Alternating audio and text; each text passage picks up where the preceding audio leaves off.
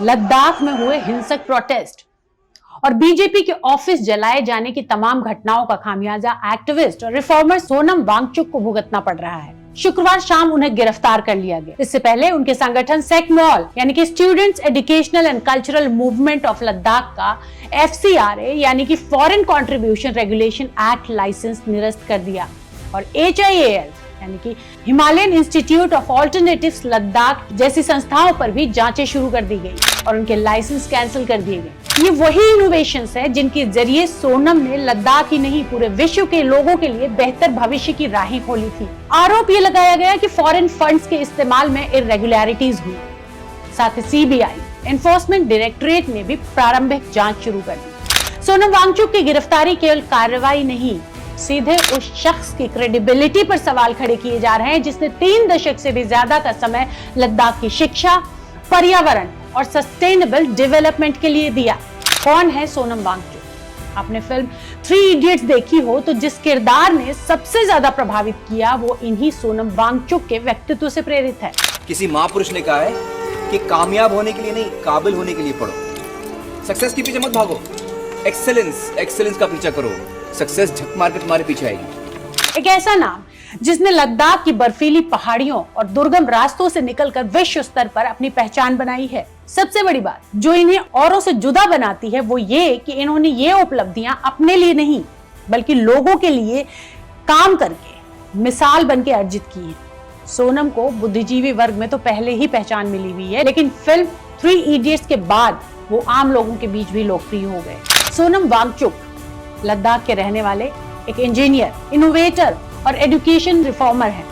उन्होंने सेकमॉल जैसे कि students educational and cultural movement of Ladakh को फाउंड किया और अभी इसके डायरेक्टर हैं। इसके अलावा वो HIL यानी कि Himalayan institute of alternatives Ladakh के फाउंडर डायरेक्टर भी हैं। उनकी पहचान है local context based education, solar heated architecture और वाटर कंजर्वेशन उनका फेमस इनोवेशन है। आइस्तूपा उनके काम को ग्लोबल लेवल पर रिकॉग्नाइज किया गया है। 2018 में उन्हें रेमन मैगसेसे अवार्ड और 2016 में रोलेक्स अवार्ड फॉर एंटरप्राइज दिया गया। सोनम के इनोवेशंस जबरदस्त हैं। इनका फेमस इनोवेशन जो है आइस्तूपा एक इनोवेटिव वाटर स्टोरेज सिस्टम है। लद्दाख जैसे कोल्ड डेजर्ट में किसानों को मार्च अप्रैल में पानी की सबसे ज्यादा जरूरत होती है, लेकिन प्राकृतिक ग्लेशियर्स उस समय तक मेल्ट नहीं होते और पानी मई जून में मिलता है। इस समस्या को हल करने के लिए सोनम ने पाइप और नोजल से पानी को सर्दियों में सब 0 टेम्परेचर पर स्प्रे करके उसे कोन शेप्ड आइस स्टार में फ्रीज करना शुरू किया। इस बर्फीले कोन को आइस स्तूपा कहा जाता है क्योंकि इसका आकार बौद्ध स्तूप जैसा होता है और ये लाखों लीटर पानी स्टोर कर सकता है। गर्मियों में ये धीरे धीरे पिघलता है और खेतों को इरिगेशन यानी कि सिंचाई के लिए पानी मुहैया करवाता है। कम खर्चीला, इको फ्रेंडली और लोकल रिसोर्सेज पर आधारित ये मॉडल आज सिर्फ लद्दाख ही नहीं बल्कि स्विट्जरलैंड और चिली जैसे देशों में भी लोगों को लाभ पहुंचा रहा है और इसे क्लाइमेट अडेप्टेशन का एक प्रैक्टिकल एग्जाम्पल माना जाता है। सेकमॉल सोनम वांगचुक का पहला बड़ा इनिशिएटिव था जिसकी शुरुआत उन्होंने 1988 में की थी। उस समय लद्दाख के ज्यादातर बच्चे 10वीं की बोर्ड परीक्षा में फेल हो जाते थे। तकरीबन 80 से 95% बच्चे ऐसे थे जो फेल हो जाते थे क्योंकि किताबें और सिलेबस उनकी भाषा और जीवन परिस्थितियों से मेल नहीं खाती थी। मान लीजिए कि 8 से रेलवे सिखाया जाता था लेकिन लद्दाख में रेल है ही नहीं। ऐसी तमाम चीजें जो वहां नहीं है लेकिन बच्चों को उनका उदाहरण देकर पढ़ाया जाता था। समस्या के समाधान के रूप में सोनम और उनकी टीम ने एक नया मॉडल बनाया जिसमें बच्चे प्रैक्टिकल तरीके से सीखते हैं सोलर एनर्जी का इस्तेमाल करना, खेतों में काम करना या घर बनाने की लोकल टेक्निक समझना। बाद में से लेकर ऑपरेशन न्यू होप के नाम से पार्टनरशिप भी शुरू हुई जिसमें गवर्नमेंट, विलेज कम्युनिटीज और NGOs ने मिलकर एजुकेशन सिस्टम को रिफॉर्म किया। इसका असर ये हुआ कि लद्दाख के बच्चों का एग्जाम रिजल्ट सुधरने लगा और स्थितियां बिल्कुल उलट हो गई। एजुकेशन अब ज्यादा रेलेवेंट बन गई थी। इसके बाद आता है पैसिव सोलर आर्किटेक्चर। लद्दाख जैसे ठंडे इलाकों में सर्दियों में हीटिंग एक बड़ी समस्या है।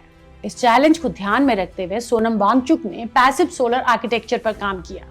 इसमें रैम्ड अर्थ वॉल्स, साउथ फेसिंग विंडोज और सोलर हीट ट्रैप्स का इस्तेमाल करके ऐसी बिल्डिंग्स डिजाइन की गई जो कि बिना बिजली और बिना फ्यूल के भी अंदर से गर्म रहती हैं। इसका सबसे बड़ा उदाहरण है सेक मॉल कैंपस में बनी बिग बिल्डिंग्स, जिसे 2016 में इंटरनेशनल टेरा अवार्ड मिला। ये मॉडल सस्टेनेबल, लो कॉस्ट और एनवायरमेंट फ्रेंडली होने के कारण आज कोल्ड रीजन्स के लिए आइडियल सोल्यूशन माना जाता है। HIAL, Himalayan institute of alternatives Ladakh, Sonam का तीसरा बड़ा सपना था कि हायर एजुकेशन को भी लोकल और प्रैक्टिकल बनाना है।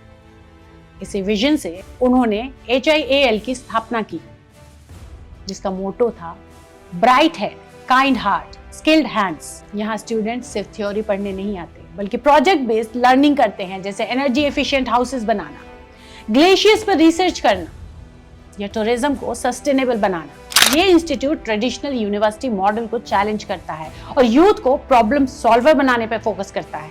सोनम ने हमेशा जनता की परेशानियों का हल ढूंढने का काम किया, उनकी लड़ाई लड़ी। 2019 में जब आर्टिकल 370 हटाकर लद्दाख को एक अलग सेमी स्टेट बनाया गया तो यहाँ के लोगों ने भी खुशी जताई और सरकार को सपोर्ट किया, लेकिन धीरे धीरे दिखाए गए सब्ज बाग मुरझाने लगे। जॉब्स, लैंड्स और रिसोर्सेज आउटसाइडर्स के हाथों में जाते दिखाई देने लगे। सोनम शांतिपूर्ण तरीके से इन सभी मुद्दों पर जनता की आवाज बने। उन्होंने मांग की कि लद्दाख को छठी अनुसूची यानी कि 6th शेड्यूल या स्टेटहुड स्टेटस मिलना चाहिए, ताकि यहाँ की जमीन, संस्कृति और लाइवलीहुड सुरक्षित रह सके।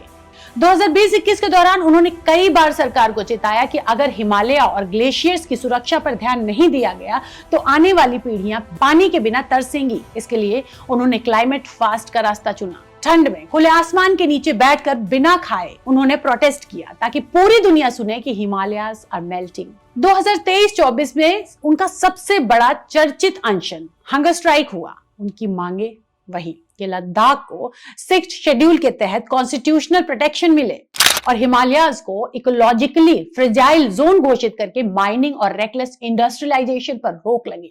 सोनम वांगचुक जैसे रिफॉर्मर के साथ अगर ऐसा हो सकता है तो फिर अंदाजा लगाना कठिन नहीं है कि देश किस ओर जा रहा है।